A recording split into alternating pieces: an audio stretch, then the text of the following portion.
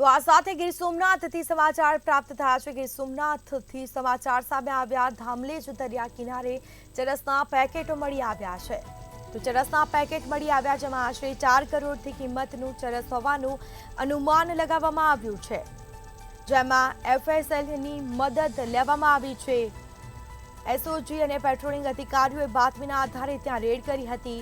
દરિયા કિનારે પેટ્રોલિંગમાં ચરસના 9 પેકેટ મળી આવ્યા છે। તો 9 પેકેટ છે તેને જપ્ત કરી કાયદેસરની કાર્યવાહી હાથ ધરી છે। આ પેકેટ ક્યાંથી આવ્યા છે તે અંગે પણ તપાસ હાથ ધરાશે।